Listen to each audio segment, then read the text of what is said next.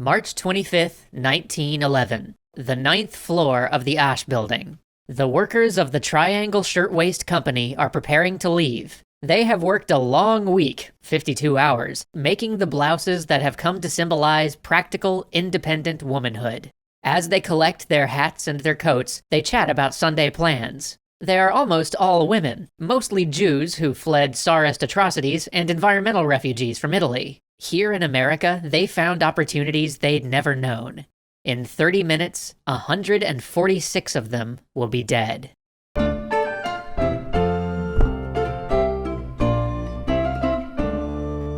It begins with a spark. On the 8th floor, someone tosses a cigarette in a bin filled with cloth scraps and tissue paper patterns. By the time men get the fire buckets, flames are licking the rows of shirtwaists hanging overhead. Twists of ash fall into scrap bins and land on the oil-soaked floor. Frantic, people pile into the rickety fire escape. Others run to the Washington Street staircase, but it's locked. Management likes to force employees to leave via the Green Street stairs so they can search workers for stolen cloth. A floor manager shoves the women aside and opens the door, saving them, but the fire's close behind. Flames are spreading, sucking up the building's stairwells. A telephone operator warns the executives on the 10th floor. The factory owners evacuate to the roof, barely escaping. But no one warns the 9th floor. There, workers discover the danger when flames begin to lick the windows. Everything happens too fast. Flames block the Green Street stairs. Workers pile onto the fire escape, but it collapses, spilling 20 people down an air shaft. Trapped girls tear at the locked Washington Street door. Their clothes and hair begin to catch. Flames press them toward the walls and windows. Heroic elevator operators make as many trips as they can, but the heat warps their rails and the cars stall. Desperate women jump down the shaft, trying to slide down the cables. On the street, hundreds of onlookers gather to watch the fire. Above, they can see workers gathering at the windows and on the ledges. The fire department arrives, but their tallest ladder only reaches the 6th floor. The girls begin to jump, landing hard on the street or impaling themselves on a pointed fence. One young man at the window helps girls up onto the sill one after another, as if lifting them onto a streetcar. When the final girl comes, they share one last kiss before they jump. On the other side of the building, the huddle of bodies pushing away from the flames finally bursts the windows. 33 people, some already burning, fall to the pavement. It was over. When police count the bodies, they find 146 people dead on the street or charred on the factory floor. Most of them are women in their teens or early 20s. The youngest is 14. Among the crowd watching is Frances Perkins of the Consumers League. Perkins is part of a new generation of progressive activists, college-trained social scientists who seek change through studying problems, marshalling data, and writing reports. For the last 4 months, she's been studying a factory fire in Newark that killed 25 workers. Her conclusion, that American factories need evacuation plans, adequate fire escapes, and sprinkler systems, have just played out before her eyes.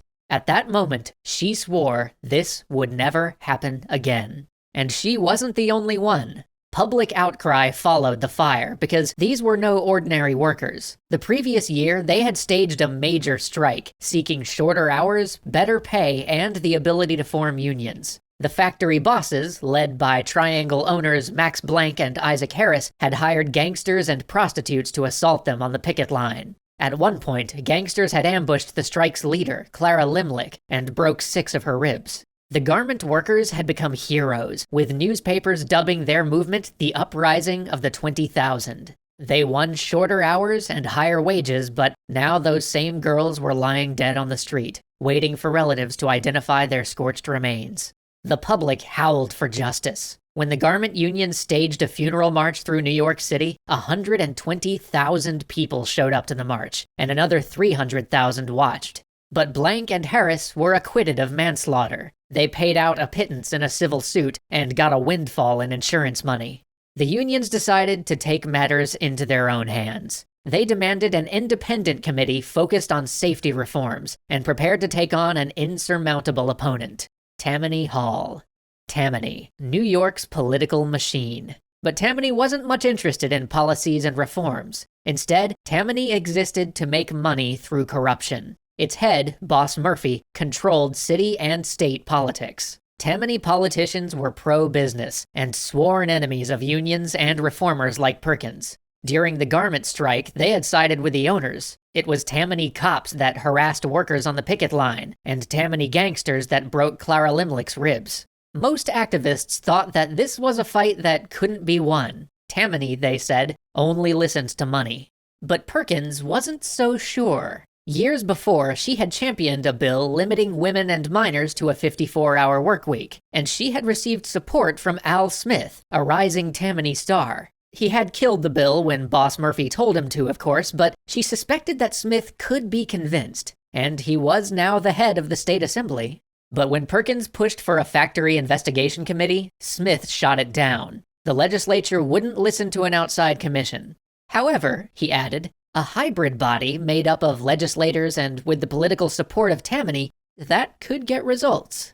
The reformers agreed, reluctantly, expecting Smith to defang the body. But things were changing at Tammany. Boss Murphy had quietly been pushing for reform. He had watched New York progressives make gains, catapulting Theodore Roosevelt to the White House. He saw the explosion of enthusiasm during the garment workers' strike, and Tammany was getting killed in state elections. Their old base of Irish immigrants was moving out of Tammany districts, replaced by Jewish and Italian voters who they had a hard time connecting with. Murphy slowly replaced the old guard with men like Smith, men who wanted to do more than just give out coal in the winter or a bit of money in hard times, men who wanted legislation that would actually improve their constituents' lives. As it happened, many of the Triangle victims lived in Tammany districts, and they were exactly the groups Murphy had struggled to reach. He ordered Smith to take a stand on Triangle. From now on, Tammany would be the party of workers. The Factory Commission proved anything but toothless. They built an investigation and legal team from a who's who of progressive activists. The socialist firebrand, Clara Limlich, the head of the shirtwaist strike, came aboard as an investigator. The head of the Women's Trade Union League joined as one of the expert commissioners. Frances Perkins helped recruit, train, and supervise investigators. The results came fast. In the first 6 months, the commission collected 3,500 pages of testimony from 222 witnesses. Its 10 investigators fanned out, inspecting 2,000 factories in 9 cities. What the legislators saw shocked them. Triangle was not an anomaly. In one factory, the passage to the fire escape was no bigger than a hatch. Perkins forced the head of the state senate to crawl through it. They raided a cannery where children were forced to work until they passed out from exhaustion. In one shop, a factory owner tried to hide his child laborers by packing them into an elevator and then stopping it between floors. By the end of 1911, commission legislators drafted 15 new bills covering fire safety, factory conditions, and employment rules for women and children. 8 of those bills became law. Automatic sprinklers, fire drills, and fireproof stairwells were now mandatory in high-rises. All exit doors had to stay unlocked. It addressed every hazard at Triangle. Yet the appetite for reform kept growing. When Perkins made a new push for her 50-hour workweek bill, Boss Murphy tried to kill it with an unexpected late-night vote, but Tammany legislators revolted, stalling until a key legislator could sprint all the way back to the Capitol and cast the winning ballot. The winds were shifting. Reluctantly, Boss Murphy adopted the progressive agenda of the Factory Commission. The result was a landslide in the 1913 elections. One after another, commission bills passed. The commission dissolved in 1915, with 36 of its bills enshrined in law. In addition to fire safety, they protected child workers, created a Department of Labor, mandated that employers provide restrooms, and founded a workmen's compensation system for those injured on the job. Within 4 years of the fire, New York had the strongest labor laws in the nation.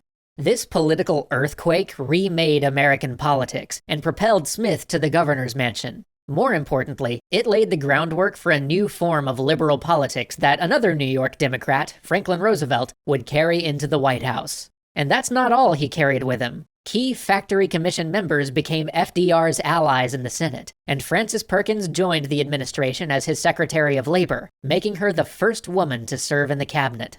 Former commission members helped craft the New Deal, much of which was just a federal version of the laws they'd passed in the wake of the Triangle Fire. The lives lost, indeed, had not been in vain. Even though the Triangle Fire happened over a century ago, the laws it created are still with us, and they have saved thousands of lives. In fact, apart from the September 11th attacks, to this day, America has never had a workplace disaster as deadly as Triangle. So when you're faced with a horrible social problem, one that people say can't be solved because of apathy or powerful interests, remember the Triangle and get to work.